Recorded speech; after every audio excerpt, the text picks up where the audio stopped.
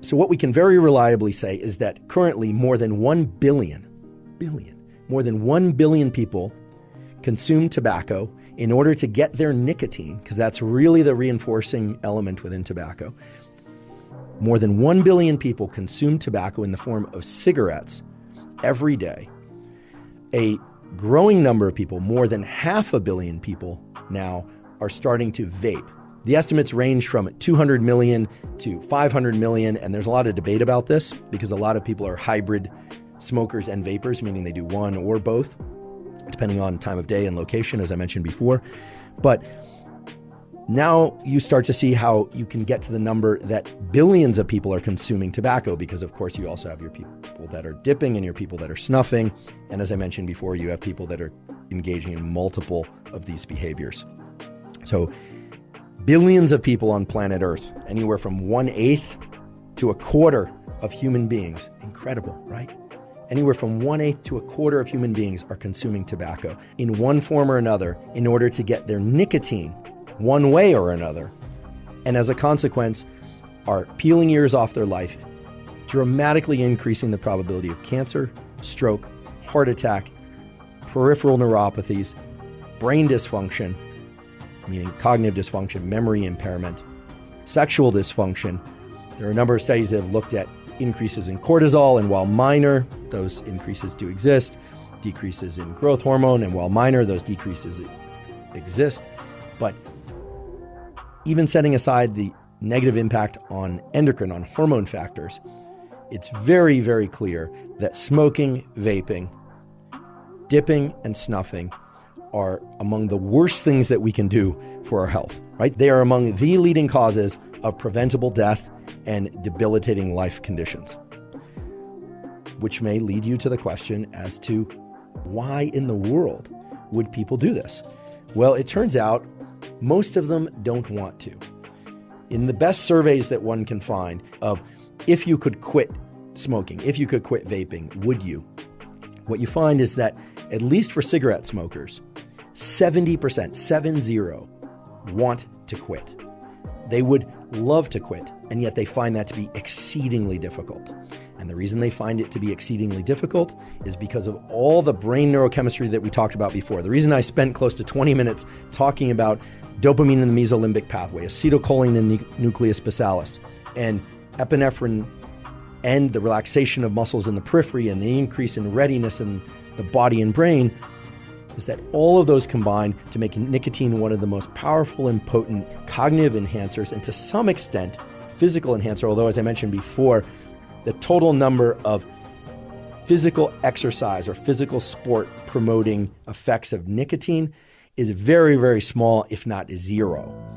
There are certain conditions under which one might imagine using nicotine specifically for cognitive enhancement, where performance of complex motor skills would sort of outweigh the negative effects on the neuromuscular system, our ability to generate coordinated movements. There's actually an excellent study looking at the effects of nicotine, not by smoking delivery, but by a different delivery mechanism, in which they looked at performance of hitters in baseball. The experiment was kind of an interesting one. Even though these were fairly skilled baseball players, what they had them do was hit a ball off a tee. As I recall growing up, and admittedly I didn't play much baseball, but you start off on T-ball, and then you would go, I think it was to pitching machine. Then they would use actual pitchers who throw the ball. But in this case, it was a couple of different baseball-related tasks. They'd have people hit the ball off a tee, but they had to direct that hit toward a ball atop another tee. So it's fairly precise targeting that's required in order to knock that ball off the other tee. So this is an activity that involves not just motor output, but coordinated motor output, and not just coordinated motor output, but directed coordinated output that requires some, as we would say, top-down processing, right? This isn't the kind of thing that can be done reflexively. This is the kind of thing where the forebrain, the prefrontal cortex in particular, has to be heavily involved in order to suppress certain actions and then create other actions. So the basic takeaway of the study is that nicotine delivered by way of nicotine gum, not by smoking, dipping, or snuffing, was able to increase cognitive performance and motor output. So a rare circumstance where a specific set of demands that involve both cognitive engagement and physical engagement showed a slight but significant improvement. But again, in most cases, nicotine is just simply not going to improve physical output if it's delivered through a smoked cigarette, through vaping, through dipping, or through snuffing. So if all these behaviors are terrible for essentially every aspect of our health, frankly, I mean, when you look at the literature, it's terrible for pregnant women, it's terrible for kids, it's terrible for older people, it's terrible for younger people. I mean, you really cannot find a scenario in which smoking, vaping, dipping, or snuffing are good for us, and yet people like the effects on the brain and they feel quite addicted to them, even if they say they're not.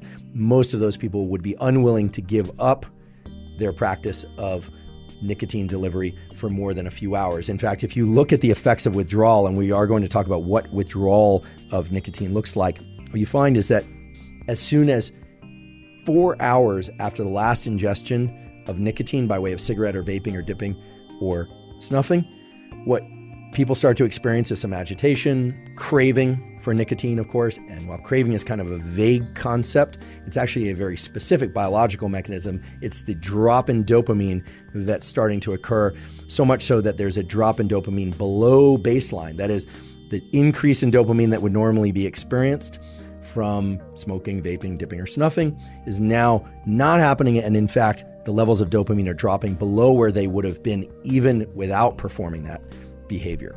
So that's what craving is, and withdrawal is an increased sense of that craving, as well as a lot of negative stuff like stomach aches or nausea or irritability, and often collections of all of those. So because these nicotine delivery approaches are so terrible for our health, and also because as many as 70% of people who smoke would like to quit, but either feel they can't because they've tried and failed repeatedly often, or because it's just too scary, meaning the reinforcing properties are too strong and therefore they can't imagine living without them, or the withdrawal effects are too strong and they can't imagine living with those, well then, is there hope for quitting smoking, vaping, snuffing, or dipping? And the short answer, fortunately, is yes. There are excellent ways to do that, and some of them are single event treatments. And we're going to talk about those